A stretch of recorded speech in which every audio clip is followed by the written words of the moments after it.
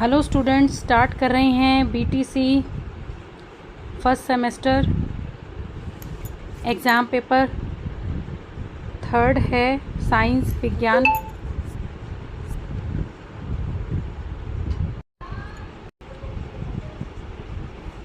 तो पेपर आता है 25 मार्क्स का। यहाँ 50 का लिखा हुआ है लेकिन 25 मार्क्स का पेपर आता है और 12 नंबर पासिंग मार्क्स होते हैं। तो चलिए स्टार्ट करते हैं मल्टीपल चॉइस क्वेश्चन से। फर्स्ट क्वेश्चन है, निम्नलिखित में से उभयचर प्राणी है।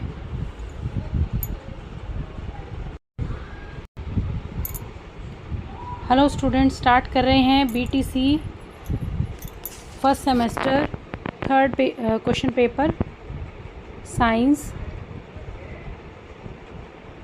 विज्ञान से। ये 25 मार्क्स का पेपर आता है और 12 नंबर पासिंग मार्क्स होते हैं। यहाँ पर 50 लिखा हुआ है लेकिन 25 मार्क्स का आता है ये पेपर, ये मिस्टेक है यहाँ पे। और 12 मार्क्स पासिंग मार्क्स होते हैं। 12 नंबर लाने ही लाने हैं आपको 25 में से पास होने के लिए। तो इसमें मल्टीपल चॉइस क्वेश्चन में फर्स्ट क्वेश्चन है, निम्नलिखित में से, इसमें जो 25 मार्क्स का पेपर है वो इस तरह से आता है। 5 इसमें वेरी शॉर्ट आते हैं, ये मल्टीपल चॉइस क्वेश्चन आते हैं। और जो ये 6 से लेकर और 11 तक, 6, 7, 8, 9, 10, 11 यानी 6 क्वेश्चन एक एक नंबर के आते हैं।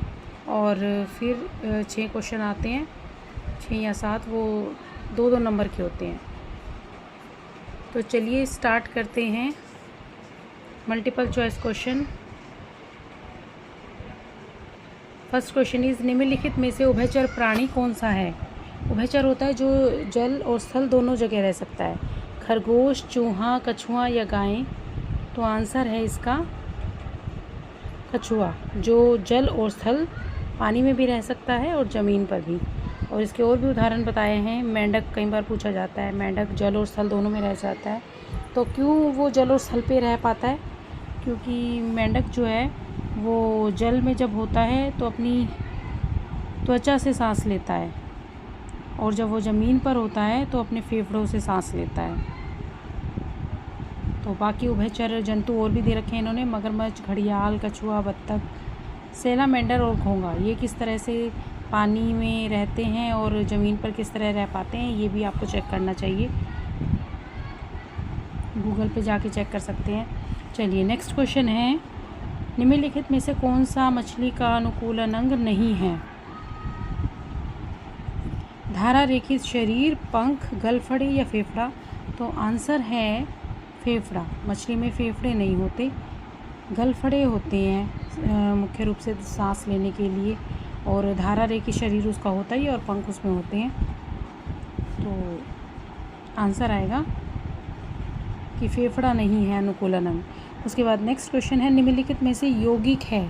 जल, सोना, पीतल और चांदी। तो यौगिक जो 2 या 2 से अधिक तत्वों से मिलकर बनते हैं। जैसे इसमें एग्जाम्पल आ जाएगा जल जो है H2O, हाइड्रोजन और ऑक्सीजन से मिलकर बना है। तो सोना, चांदी, तांबा, लोहा ये सब धातु होते हैं। पीतल, कांसा, घन मेटल ये मिश्र धातु हैं। नेक्स्ट क्वेश्चन है, निम्नलिखित में से कौन सी विधि घुलनशील ठोस पदार्थों को द्रव पृथक करना है। निथाड़ना, यानी घुलनशील ठोस पदार्थों को द्रव से अलग करना। निथाड़ना, वाष्पीकरण, तलछटीकरण या छानना। तो इसका आंसर है वाष्पीकरण। द्रव से वाष्प के रूप में जो क्रिया होती है तो वाष्पीकरण के द्वारा कर सकते हैं हम अलग। उसके बाद नेक्स्ट क्वेश्चन है, किसी वस्तु के तल के क्षेत्रफल का मात्रक क्या होता है। तो तल के क्षेत्रफल का मात्रक होता है वर्ग मीटर। कोई तल है जैसे आयत होता है, वर्ग होता है अगर, तो उनके तल का जो क्षेत्रफल है वो वर्ग मीटर होता है। अगर ये घन का किसी घन वस्तु का पूछते हैं तो उसमें तब आता है जब पावर 3 लग जाती है। तो ये वर्ग मीटर आएगा, तल का क्षेत्रफल किसी वस्तु के वर्ग मीटर। उसके बाद है नेक्स्ट क्वेश्चन, घर्षण बल किसे कहते हैं, लिखिए। तो जब किसी वस्तु की सतह पर किसी अन्य वस्तु को गति कराने का प्रयास किया जाता है या गति कराया जाता है तो दोनों के बीच में एक बल उत्पन्न होता है। जैसे हम पैर को फर्श पर रगड़ते हैं तो उसे घर्षण बल बोलते हैं। ये 3 प्रकार का होता है, स्थैतिक घर्षण बल, सर्पी घर्षण बल और लोटनिक घर्षण बल। नेक्स्ट क्वेश्चन है, पेड़ पौधों में अलैंगिक प्रजनन विधियों का नाम लिखिए। तो अलैंगिक प्रजनन विधियों के नाम हैं खंडन, मुकुलन, बीजाणु निर्माण और कायिक प्रवर्धन। ये अलैंगिक प्रजनन विधियां हैं जिसमें केवल एक, जैसे नर या मादा, वो लैंगिक प्रजनन में आ जाता है। अलैंगिक प्रजनन में केवल एक की आवश्यकता होती है। तो खंडन के द्वारा, मुकुलन के द्वारा, बीजाणु निर्माण, कायिक प्रवर्धन, इनके द्वारा पेड़ पौधों में अलैंगिक प्रजनन होता है। उसके बाद इनको आप एक्सप्लेनेशन गूगल पे पढ़ सकते हैं। उसके बाद नेक्स्ट है, पत्तियों का मुख्य कार्य लिखिए। तो पत्तियों का मुख्य कार्य क्या होता है? सबसे मुख्य कार्य पत्तियां ही करती हैं पौधे में, भोजन बनाने का निर्माण करती हैं पत्तियां। पत्तियों में क्लोरोफिल होता है जो प्रकाश संश्लेषण में महत्वपूर्ण भूमिका निभाता है। इसीलिए भोजन निर्माण के कार्यों में पत्तियां सबसे महत्वपूर्ण कार्य करती हैं। पौधों के लिए श्वसन के गैसों का आदान प्रदान भी यही करती हैं। तो उसके बाद नेक्स्ट क्वेश्चन है ऊर्ध्वपातन किसे कहते हैं? तो ऊर्ध्वपातन वह प्रक्रिया जिसमें किसी ठोस पदार्थ को गर्म करने पर सीधे गैस में बदल जाता है वो, और ठंडा करें तो फिर ठोस में आ जाता है। तो इसका सबसे अच्छा उदाहरण है कपूर। कपूर जलाते हैं हम घर पे तो वो द्रव में नहीं बदलता, वो सीधा गैस में बदल जाता है। ठंडा करने पर फिर से ठोस अवस्था में भी उसी तरह से बनता है। तो आयोडीन, नेफ्थलीन, इसमें सारे एग्जाम्पल दिए हुए हैं। उसके बाद नेक्स्ट क्वेश्चन है, घूमते हुए लट्टू में किस प्रकार की गति होती है? बहुत बार पूछा जाता है। घूमते हुए लट्टू में घूर्णन गति होती है, वृत्तीय गति नहीं होती। वृत्तीय गति होती है जो चारों तरफ घूमता है किसी चीज़ की। जैसे पृथ्वी के चारों तरफ चंद्रमा घूम रहा है तो वो वृत्तीय गति है, लेकिन पृथ्वी अपने अक्ष पर ही गोल गोल घूम रही है तो वो घूर्णन गति है। अपने ही अक्ष पर घूमना वो घूर्णन गति होती है, और किसी चीज़ के चारों तरफ एक ही पथ पे चक्कर लगाना वो वृत्तीय गति होती है। उसके बाद नेक्स्ट क्वेश्चन है, हमारे शरीर में कितनी ज्ञानेंद्रियाँ पाई जाती है? तो 5 ज्ञानेंद्रियाँ पाई जाती हैं, आँख, कान, जीभ, नाक और त्वचा। तो ये हमने मल्टीपल चॉइस क्वेश्चन और अति लघु किए हैं, और तो नेक्स्ट पेपर के भी हम इसी तरह से अब करेंगे। 2017 का फर्स्ट क्वेश्चन है, मछली में श्वास लेने के लिए कौन सा अंग पाया जाता है? फेफड़ा, गलफड़ा, त्वचा, उपयुक्त सभी। तो इसका आंसर है गलफड़ा। मछली में श्वास लेने के लिए गलफड़ों का प्रयोग करती है। उसके बाद है, 1 गज बराबर होता है 5 फुट, 4 फुट, 3 फुट या 2 फुट। तो 1 गज में 3 फुट होते हैं। नेक्स्ट क्वेश्चन, घुलनशील ठोस पदार्थों को द्रव से पृथक करने की विधि क्या है? छानना, निथारना, तलछटीकरण या वाष्पन? तो वाष्पन है, पहले भी आया है क्वेश्चन। उसके बाद है, पहलवान को भार उठाने में लगने वाला बल। तो पेशीय बल लगाता है वो अपना, पेशीय बल आंसर आएगा।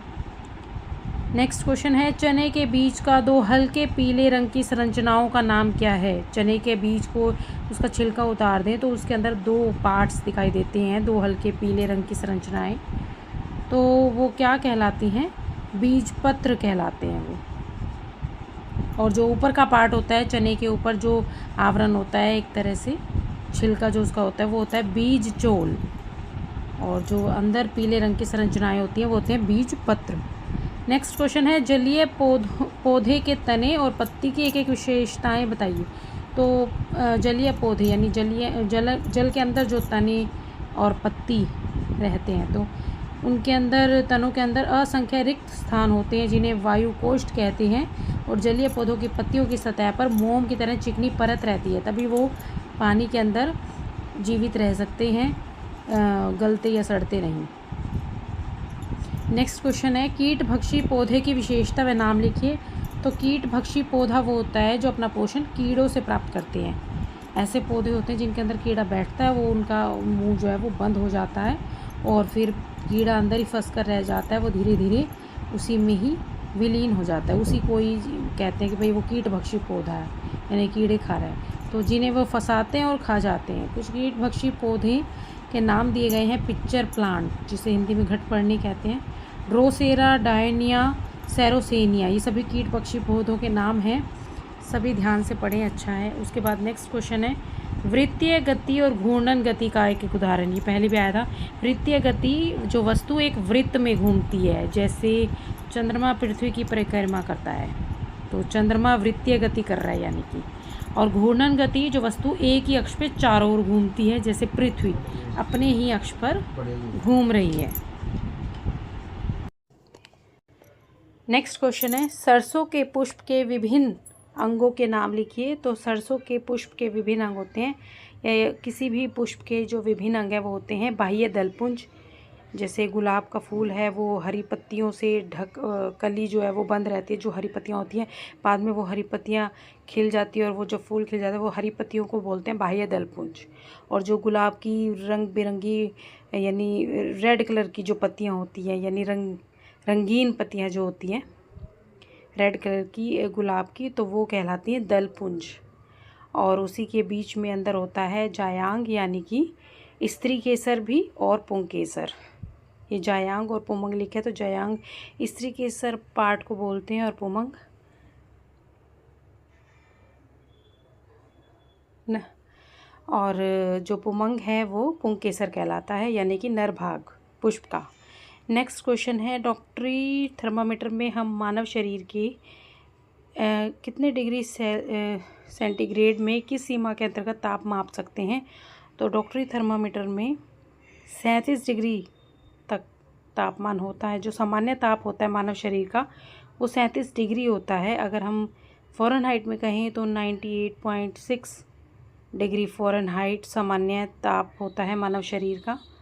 और जो डॉक्टरी थर्मामीटर है वो 35 से लेकर और 42 डिग्री से सेंटीग्रेड तक जो है वहीं तक होता है, उससे अधिक नहीं होता। जो सीमा है डॉक्टरी थर्मामीटर की ये होती है। उसके बाद नेक्स्ट क्वेश्चन है, पेड़ पौधों में अलैंगिक प्रजनन विधियों का नाम। देखिए पहले भी आया था। तो विखंडन, मुकुलन, बीजाणु निर्माण, पुनर्जनन और खंडन, तो ये सभी अलैंगिक प्रजनन की विधियाँ होती हैं। इनको थोड़ा डिटेल में भी पढ़ें तो सही रहेगा।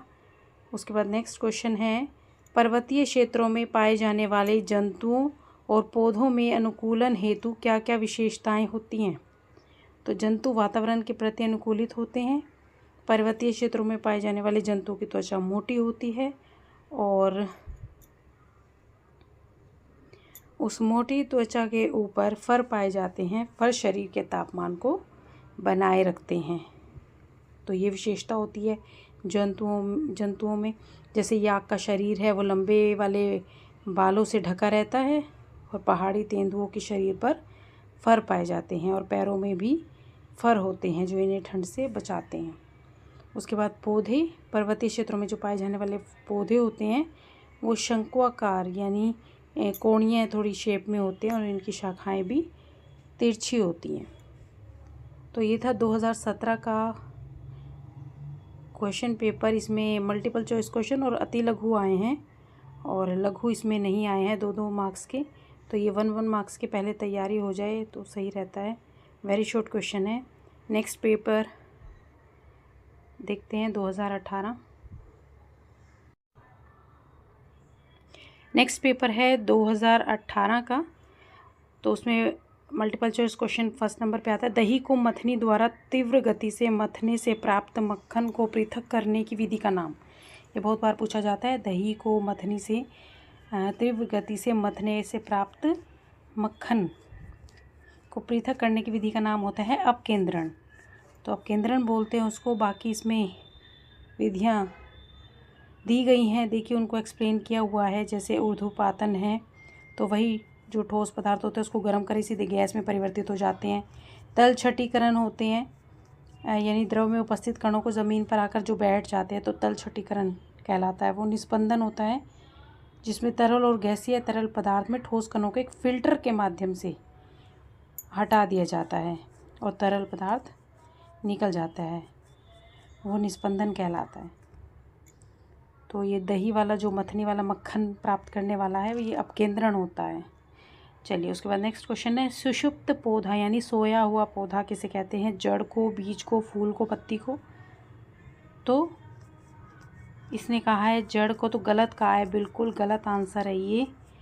सुषुप्त पौधा कहा जाता है बीज को, सोया हुआ पौधा, यानी बीज को हम कलेक्ट करके भी रख लेते हैं और फिर उसको जहाँ हमें बोना होता है वहाँ बो देते हैं। तो बीज जो है वो सोया हुआ पौधा होता है, ना कि जड़। ये गलत आंसर दिया गया है, इसने बाकी को एक्सप्लेन कर दिया है, यानी इसने आंसर ऊपर लिखना ये भूल गया है, वो गलत लिख दिया। जड़, जड़ पौधे का वह भाग है जो ज़मीन के अंदर मूलांकुर से विकसित होता है। देखिए इसकी एक लाइन में क्वेश्चन ये भी बनता है कि जड़ पौधे का कौन सा भाग है जो कहाँ से निकलता है जब बीज अंकुरित हो जाता है? जब तो मूलांकुर से, क्योंकि जब बीज अंकुरित हो जाता है तो उसमें दो पार्ट्स निकलते हैं, प्रांकुर और मूलांकुर। तो मूलांकुर तो बदल जाता है जड़ में, यानी अंदर चला जाता है भूमि के, और जो प्रांकुर है वो ज़मीन को फाड़कर और ज़मीन के ऊपर आ जाता है और वहीं से ही पौधे का निर्माण होता है। तना, पत्ती, फूल, फल बनते हैं जो, तो वो प्रांकुर से होता है। तो जड़ को एक्सप्लेन किया हुआ है। फूल का क्या अर्थ है? फूल जिसमें रंगीन पंखुड़ियाँ होती है, बाह्य दलों का समूह होता है, बहुत सारे हिस्से होते हैं जिसमें स्त्री केसर, पुंकेसर पार्ट भी रहता है, वो फूल होता है। पत्ती, पत्ती पे सबसे इम्पोर्टेंट कार्य करती है पौधे में, भोजन बनाने का निर्माण करती है। हरे पतले और चपटे भाग दिखाई देते हैं। पत्ती जो है गांठें बनी रहती हैं, इनके पिक्चर भी आप छोटी छोटी देख सकते हो, गूगल पे मिल जाएंगी कि पत्ती का चित्र बनाइए, फूल का बनाइए, जड़ का बनाइए, तो बन जाते हैं आसानी से। उसके बाद नेक्स्ट क्वेश्चन है, 1 फुट, फिर से आया ये अलग होकर। देखिए 1 गज पूछा था पहले, अब 1 फुट है। 1 फुट बराबर होता है कितने सेंटीमीटर के? तो 1 फुट बराबर होता है 30.48 सेंटीमीटर, यानी 12 इंच। इंच में भी दिया गया है। उसके बाद नेक्स्ट क्वेश्चन है, न्यूटन का गति संबंधी कौन सा नियम क्रिया प्रतिक्रिया का नियम है? तो ये पहला नियम नहीं है, तीसरा नियम है। देखिए ये एक्सप्लेन कर रहा है बाकी सबको, तो सी आंसर है इसमें, तृतीय नियम। न्यूटन का गति संबंधी जो नियम है वो क्रिया प्रतिक्रिया का नियम, वो तीसरा नियम है। पहला नियम है जड़त्व का नियम, दूसरा नियम है संवेग का नियम, और तीसरा नियम है क्रिया प्रतिक्रिया का नियम।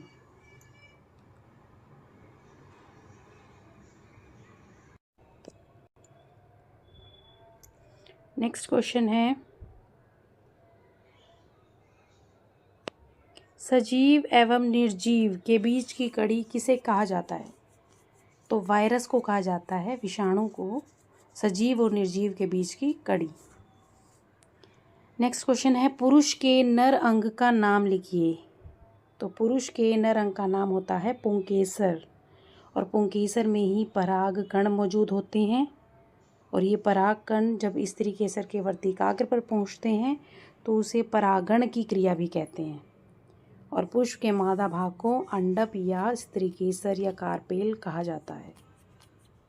नेक्स्ट क्वेश्चन है, पत्तियों के मुख्य कार्य, ये पहले भी आया। पत्तियों का मुख्य कार्य, उनमें क्लोरोफिल होता है, वो प्रकाश संश्लेषण में महत्वपूर्ण भूमिका निभाती हैं। पत्तियां प्रकाश संश्लेषण और श्वसन के लिए विभिन्न कार्य करती हैं, और ट्रांसपीरेशन, उत्स्वेदन की क्रिया को नियंत्रित करती हैं, और पत्तियां कलिकाओं को सुरक्षा प्रदान करती हैं। भोजन बनाने का कार्य भी पत्तियां ही करती हैं। चलिए नेक्स्ट क्वेश्चन है, विद्युतीय बल किसे कहते हैं? विद्युतीय बल किसे कहते हैं? 2 आवेशित पिंडों के मध्य लगने वाले आकर्षण या प्रतिकर्षण बल को विद्युतीय बल कहते हैं। कूलाम के नियम द्वारा की जाती है इसकी गणना। ऊर्ध्वपातन किसे कहते हैं? वही ठोस पदार्थ को गर्म करने पर वो सीधा गैस में बदल जाता है, बिना दरों में बदले। और वाष्प अगर उसे हम करें तो वो ठंडा करके ठोस में परिवर्तित हो जाते हैं सीधा, उसे ऊर्ध्वपातन। जैसे कपूर, आयोडीन, नेफ्थलीन आदि को गर्म करने पर वे ऊर्ध्वपातित हो जाते हैं। नेक्स्ट क्वेश्चन है, मछली के जल में रहने के लिए कौन कौन से अंग सहायक हैं? तो गलफड़े हैं, उसे धारा रेखित उसका शरीर है, और उसके पंख हैं, शल्क हैं। ठीक है, तो ये थे 2018 के मल्टीपल चॉइस क्वेश्चन और वेरी शॉर्ट। अब नेक्स्ट पेपर पे आते हैं 2019 के। नेक्स्ट पेपर है 2019 का multiple choice question. First question is फल का पेड़ से गिरना।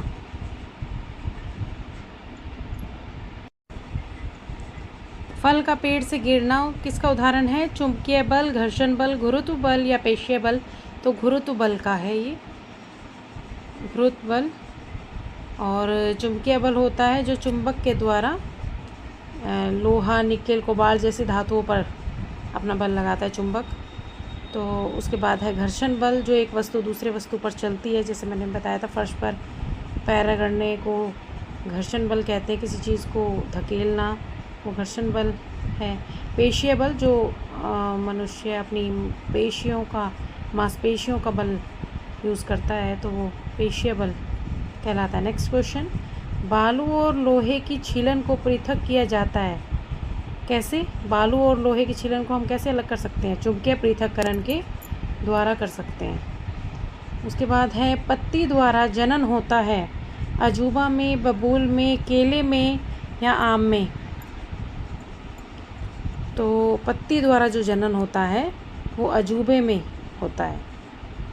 तो पत्ती के द्वारा ही प्रजनन हो जाता है वो अजूबा में होता है। अजूबा में पत्तियों द्वारा जनन होता है। अजूबा की पत्तियां अपने ऊपर अपस्थानिक कलिकाएं और जड़ें उत्पन्न कर सकती हैं और किनारे पर उपस्थित अपस्थानिक जड़ें जो है वो नए पौधे को जन्म देती हैं। उसके बाद नेक्स्ट क्वेश्चन है उभयचर जंतु कौन सा है जो जल और स्थल दोनों में रह लेता है? तो वो है इनमें से मेंढक।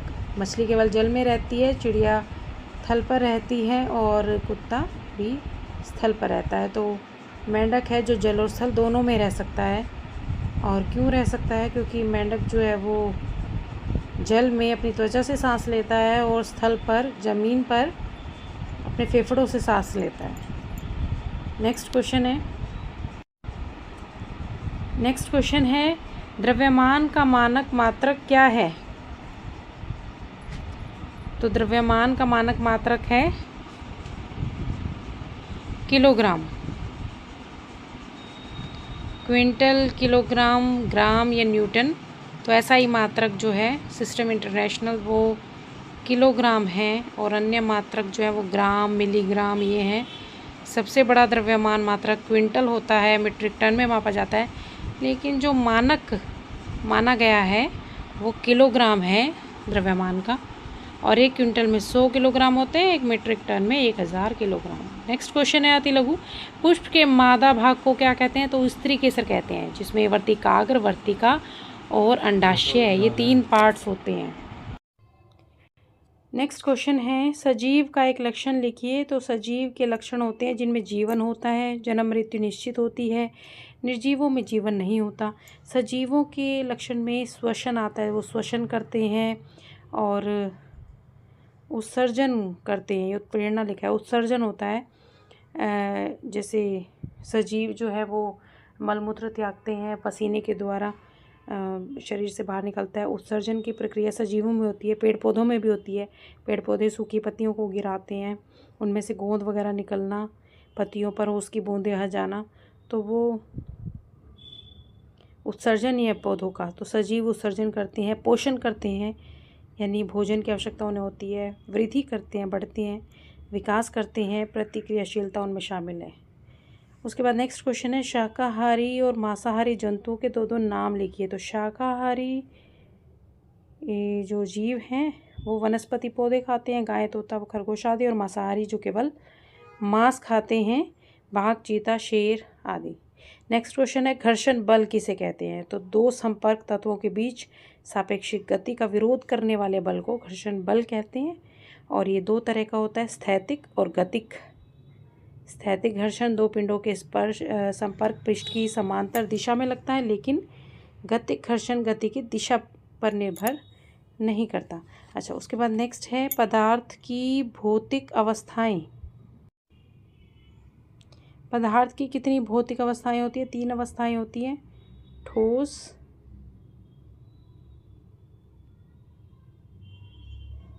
अवस्था, द्रव अवस्था और गैस अवस्था।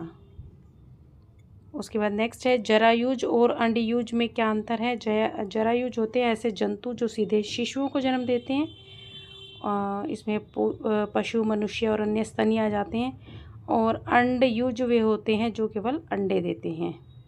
उभयचर, मछली, सरीसृप इसमें आ जाते हैं। उसके बाद नेक्स्ट क्वेश्चन, ये लघु शुरू हो जाते हैं, तो नेक्स्ट पेपर करते हैं हम। नेक्स्ट पेपर है 2020 का। घर्षण बल निर्भर करता है किस पर? सतह की प्रकृति पर। अगर सतह बिल्कुल समतल है तो जल्दी से घर्षण बल मतलब आराम से होगा, और सतह अगर ऊपर नीचे है को थोड़ी तो घर्षण बल अधिक लगेगा, इस तरह से। तो सतह की प्रकृति पर। उसके बाद नेक्स्ट क्वेश्चन है एसआई पद्धति में बल का मात्रक क्या है। तो एसआई पद्धति में बल का मात्रक है किलोग्राम मीटर प्रति सेकंड स्क्वायर या न्यूटन इसे कहते हैं। उसके बाद नेक्स्ट क्वेश्चन है बर्तन बनाने वाले कुम्हार के चाक की गति कैसी होती है। वो एक ही अक्ष पे घूमता रहता है, तो वो घूर्णन गति हो गई। किसी चीज़ के चारों ओर चक्कर नहीं लगाता वो चाक, तो कुम्हार के चाक की गति वो एक ही जगह पे ऐसे करके घूमता रहता है, तो वो घूर्णन गति हो गई। नेक्स्ट क्वेश्चन है नर और मादा युग्मक के युग्मनक की क्रिया। तो ये नर और मादा युग्मक के युग्मनक की जो क्रिया है उसको निषेचन बोलते हैं। ये बड़े क्वेश्चन भी आता है, निषेचन की प्रक्रिया किसे कहते हैं, तो इसके पिक्चर भी बनाने के लिए आ जाती है, तो ये अच्छे से पढ़ना चाहिए आपको। फर्टिलाइजेशन। उसके बाद नेक्स्ट है निम्नलिखित में से कौन सा जीव है। मोटर, रेलगाड़ी, केंचुआ या साइकिल। तो केंचुआ एक सजीव जीव है। उसके बाद नेक्स्ट क्वेश्चन है द्विलिंगी पुष्प किसे कहते हैं, जिसमें दोनों लिंग रहते हैं, यानी कि पुंकेसर और स्त्रीकेसर, पुल्लिंग और स्त्रीलिंग दोनों ही। तो इसमें नर और मादा दोनों भाग शामिल होते हैं पुष्प में, वो द्विलिंगी पुष्प कहलाते हैं। पुष्प को संपूर्ण पुष्प भी कहा जाता है उसे। और इसमें जो परागन होता है वो स्वपरागन होता है, जैसे गुलाब, गुड़हल, सूरजमुखी, लिली आदि। और एक लिंगी पुष्प जो वो होते हैं जिसमें नर या मादा दोनों अलग अलग पुष्प होते हैं, या तो उसमें नर होगा या मादा होगा। तो इसमें सदैव क्रॉस यानी कि पर परागन होता है दूसरे पौधे से। फिर ये स्त्रीकेसर और पुंकेसर अलग अलग हो जाते हैं ना, तो जैसे पपीता, कद्दू आदि। इसके एग्जाम्पल भी अच्छे दिए गए हैं। नेक्स्ट क्वेश्चन है वर्धी प्रजनन यानी कायिक प्रवर्धन, कायिक प्रजनन किसे कहते हैं। तो कायिक प्रजनन वो होता है जो पौधे के किसी भाग से हम नया पौधा विकसित कर लेते हैं। पौधे के किसी भाग, जैसे कौन सा भाग, जड़ हो, तना हो या पत्ती हो। जड़, तना और पत्तियों का प्रयोग करके हम नए पौधा जो है वो विकसित कर लेते हैं। जैसे उदाहरण है आलू, प्याज, अदरक आदि। तो आलू तने में आता है। आलू को अगर आप ऐसे कैसा ही थोड़ी गांठें निकल आती हैं, जिस आलू में थोड़ा पक सी जाता है, उसको अगर आप गमले में बो दें, ज़मीन में बो दें, तो उसमें से पौधा निकल आता है, यानी वो तने का कार्य कर रहा है। प्याज भी तना ही है और अदरक भी तना ही है। ज़मीन के अंदर अगर आप बो दें तो इसमें जड़, तो आपको पता ही है किसी भी पौधे को उसको जड़ समेत निकाल के और दूसरी जगह बो दे तो वो वहाँ से पौधा निकल आता है। उसके बाद पत्तियों से अजूबा आपने पढ़ा ही था। उसके बाद नेक्स्ट क्वेश्चन है दोलन गति किसे कहते हैं। तो दोलन गति एक आवृत्तिक गति होती है जो एक स्थिति से दूसरी स्थिति पे, जैसे झूले की गति, वो दोलन गति है। पेंडुलम भी आ जाता है इसमें। उसके बाद नेक्स्ट है पेशीय बल किसे कहते हैं। मांसपेशियों की क्रिया द्वारा लगने वाले बल को। और पदार्थों की 3 अवस्थाएं कौन सी होती है, ठोस, द्रव और गैस। ये 3 अवस्थाएं होती हैं पदार्थ की। नेक्स्ट पेपर है 2022 का। 2021 में 2020 का सेशन 0 गया था, तो 2021 में पेपर नहीं हुआ था। 2022 का क्वेश्चन पेपर है ये। देखिए फर्स्ट क्वेश्चन, कोशिका भित्ति पाई जाती है पादप कोशिका में, जंतु में, पादप और जंतु दोनों में, या कोई नहीं। तो आंसर है, तो कोशिका भित्ति पाई जाती है पादप कोशिकाओं में। कोशिका भित्ति पौधों वाली कोशिकाओं में पाई जाती है, और जंतु कोशिका में ये अनुपस्थित, उसमें नहीं पाई जाती।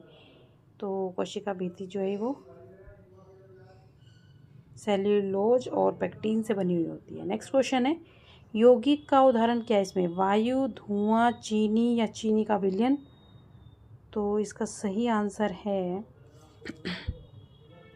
चीनी। वह पदार्थ जो 2 या 2 से अधिक प्रकार के परमाणुओं से या तत्वों से एक निश्चित अनुपात में मिलकर बनता है उसे यौगिक कहते हैं। यौगिक में उनके अवयवी तत्वों के परमाणुओं की संख्या का अनुपात होता है। जैसे चीनी एक यौगिक है, ये कार्बन, हाइड्रोजन और ऑक्सीजन के 12:22:11 के अनुपात से मिलकर बनता है। तो इसमें आंसर आएगा चीनी। चलिए नेक्स्ट क्वेश्चन है, कायिक प्रवर्धन किसमें संभव है? जड़ द्वारा, तने द्वारा, पत्ती द्वारा, सभी के द्वारा? तो सभी के द्वारा। कायिक प्रवर्धन वो होता है जो पौधे के किसी भाग से नया पौधा विकसित कर सकते हैं हम। तो जड़ से भी कर सकते हैं, तने से भी और पत्ती से भी, तो सभी के द्वारा। नेक्स्ट क्वेश्चन है, बल का मात्रक क्या है? बल का मात्रक क्या है? तो बल का मात्रक है न्यूटन। बल का मात्रक है न्यूटन। तो बल वह बाह्य कारक है जो किसी वस्तु की गति की अथवा विराम की अवस्था की स्थिति में परिवर्तन करने का प्रयास करता है और इसका मात्रक न्यूटन होता है। और बल बराबर में m गुना a, यानी m मतलब मास, द्रव्यमान, और a एक्सेलरेशन यानी कि त्वरण। नेक्स्ट क्वेश्चन है, संयुक्त पत्ती छांटिए। आम की, अमरूद की, नींबू की या कोई नहीं? तो आम की और अमरूद की ये संयुक्त पत्ती तो नहीं होती, सरल पत्ती होती है। नींबू की पत्ती जो है वो संयुक्त पत्ती का उदाहरण है और इसमें एक डिफाइन भी अच्छे से किया गया है, डिफ्रेंशिएट। नेक्स्ट क्वेश्चन है, पौधों की पत्तियों में होने वाली प्रकाश संश्लेषण की क्रिया का समीकरण लिखिए। तो समीकरण इसमें सही से शो नहीं हो रहा, तो पौधों की पत्तियों में प्रकाश संश्लेषण की क्रिया का समीकरण ज़रूर आना चाहिए। तो वो आप गूगल पे सर्च करके देखेंगे, उसमें सही दिखा देगा आपको। नेक्स्ट क्वेश्चन है, 4 सेंटीमीटर त्रिज्या के वृत्तीय पथ पर एक कण आधा चक्कर लगाता है तो इस दिशा में कण द्वारा तय की गई दूरी और विस्थापन का ज्ञान बताइए। तो इसमें दूरी और विस्थापन, ये क्वेश्चन दिया गया है, इस क्वेश्चन को पढ़िए। इसका आंसर इसमें दिया गया है, त्रिज्या दी गई है वृत्तीय पथ की 4 सेंटीमीटर और कण द्वारा आधे चक्कर में तय की गई दूरी होती है पाई आर, यानी कि पाइप की इसने वैल्यू ले ली है 3.14 और आर यानी कि रेडियस आपको दी गई है 4 और मल्टीप्लाई करके आ गया है। तो कण द्वारा किया गया विस्थापन प्रारंभिक और अंतिम स्थिति के बीच की सबसे छोटी दूरी है। नेक्स्ट क्वेश्चन, तो वो दूरी निकाली थी हमने। नेक्स्ट क्वेश्चन से पहले कण द्वारा आधे चक्कर में विस्थापन दिया गया, फिर विस्थापन होता है 2r यानी कि 2 मल्टीप्लाई रेडियस, तो रेडियस है 4, तो 2 4 = 8 सेंटीमीटर। नेक्स्ट क्वेश्चन इज, पुष्प के मुख्य 4 भागों के नाम लिखिए। तो पुष्प के 4 भाग हैं, बाह्य दलपुंज, पुंकेसर और स्त्रीकेसर, ये मेन पार्ट्स हैं पुष्प के। और पुंकेसर के कौन कौन से पार्ट्स होते हैं वो भी पढ़ने चाहिए आपको। परागकण और तंतु और परागकोश होते हैं जिसमें परागकण रहते हैं, परागकोश और तंतु 2 पार्ट्स होते हैं पुंकेसर के। स्त्रीकेसर के 3 पार्ट्स होते हैं, वर्तिकाग्र, वर्तिका और अंडाशय। उसके बाद नेक्स्ट है, पत्ती के प्रमुख भागों के नाम लिखिए। तो पत्ती का जो मेन पार्ट होता है वो पर्णफलक होता है और पर्णाधार है, पर्णवृंत है। पर्णवृंत जो जुड़ा रहता है पौधे और तने से, जो जुड़ा रहता है वो पर्णवृंत कहलाता है, वो डंडी होती है जो पत्ती की। और पर्णाधार यानी एक आवरण से चारों ओर घेरे रहता है जो, और पर्णफलक जो चपटा भाग होता है पत्ती का, पत्ती के प्रमुख भाग। उसके बाद नेक्स्ट क्वेश्चन है, एक माइक्रोमीटर में कितने पिकोमीटर होते हैं? तो एक माइक्रोमीटर में मीटर होते हैं 10⁻⁻⁶, एक पिकोमीटर में 10⁻⁻12। तो एक माइक्रोमीटर अपॉन एक पिकोमीटर क्या कर दिया इसने, 10⁻⁻6 अपॉन 10⁻⁻12, यानी कि माइनस वाली टर्म फिर ऊपर जाके प्लस हो जाएगी पावर। तो 10⁻⁻6 + 12 यानी 10⁻6। एक माइक्रोमीटर में 10⁻6 पिकोमीटर होते हैं। उसके बाद नेक्स्ट क्वेश्चन है, बेलन की लंबाई और वृत्त के व्यास मापने के लिए किस यंत्र का प्रयोग किया जाता है? तो वर्नियर कैलिपर्स यंत्र का प्रयोग किया जाता है। इसको डिटेल में पढ़ सकते हैं आप गूगल पे जाके, इसमें भी दिया गया है। वर्नियर कैलिपर्स किसे कहते हैं। चलिए, तो उसके बाद शुरू करते हैं नेक्स्ट पेपर। नेक्स्ट पेपर है 2023 का, ध्यान से देखना चाहिए आपको। लेटेस्ट पेपर है 2023 के बाद 2024 का भी आएगा। जो 2023 बैच के बच्चों का 2024 में हुआ था, और अब 2024 बैच के बच्चों का 2025 में होगा। तो 2023 के बाद 2024 का पेपर आ जाएगा। 2023 का पेपर देखिए। फर्स्ट क्वेश्चन, ऊर्ध्वपातन पदार्थ नहीं है। नौसादर, नमक, आयोडीन या कपूर। तो हम बार बार पढ़ते आ रहे हैं, नौसादर, आयोडीन और कपूर, ये तीनों तो ऊर्ध्वपातक पदार्थ हैं, क्योंकि इनको अगर गर्म करें तो सीधे गैस में बदल जाएंगे। लेकिन नमक नहीं है यहाँ पर, तो नमक आंसर आएगा, ऊर्ध्वपातन पदार्थ नहीं है। नेक्स्ट क्वेश्चन है, कीटभक्षी पौधा कौन सा है। Nepenthes, Sanjeev, Venus flight trap या सभी। तो सभी हैं, ये तीनों ही हैं। नेक्स्ट है, नमक के विलयन से नमक प्राप्त करने की विधि कौन सी है। वाष्पन, छानना, निथारना या कोई नहीं। तो नमक के विलयन से नमक प्राप्त करने की विधि वाष्पन कहलाती है, ए आंसर। नेक्स्ट क्वेश्चन, द्रव्यमान का मानक मात्रक क्या है। तो मानक मात्रक पहले भी पढ़ा है हमने, किलोग्राम है। वैसे ये द्रव्यमान के सभी हैं मात्रक, लेकिन किलोग्राम एक ऐसा ही मात्रक है, क्योंकि ऐसा ही होता है सिस्टम इंटरनेशनल, पूरे इंटरनेशनल लेवल पे जो मानक मान लिया जाता है वो तो किलोग्राम है। उसके बाद नेक्स्ट क्वेश्चन है, प्रकाश संश्लेषण में उत्पन्न होने वाली ऑक्सीजन कहाँ से निकलती है। तो जल से, कार्बन डाइऑक्साइड से, शर्करा से या पर्णहरित से।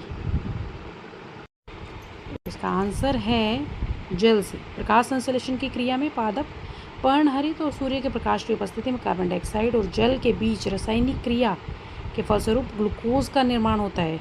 इसने प्रकाश संश्लेषण की पूरी क्रिया बता दी। आपको वो रासायनिक प्रक्रिया भी लिखनी आनी चाहिए, जो वो एक डेफिनेशन है 6C, तो वो पूरी प्रकाश संश्लेषण की प्रक्रिया है एक।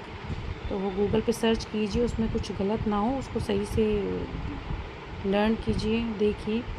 तो प्रकाश संश्लेषण की प्रक्रिया में पादप, पर्णहरित और सूर्य के प्रकाश की उपस्थिति में कार्बन डाइऑक्साइड और जल के बीच रासायनिक क्रिया के फलस्वरूप ग्लूकोज का निर्माण होता है। ऑक्सीजन मुक्त होती है, ऑक्सीजन सह उत्पाद के रूप में निकलती है।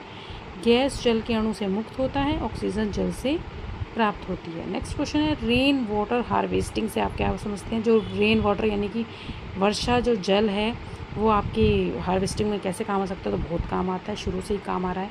तो वर्षा जल स्थायी प्रवाह के रूप में बहकर व्यर्थ हो जाने से पहले सतह पर, सतह के ऊपर, सतह से नीचे, उप सतह में एकत्रित या संचित किए जाने की तकनीक को वर्षा जल संचयन, हिंदी में नाम दिया गया, कहते हैं। इसके लिए विभिन्न तकनीक विधाओं को सतत और गंभीरता पूर्वक अपने भूजल भंडारण में पर्याप्त बढ़ोतरी की जा सकती है। नेक्स्ट क्वेश्चन है, गति का तृतीय नियम क्या है।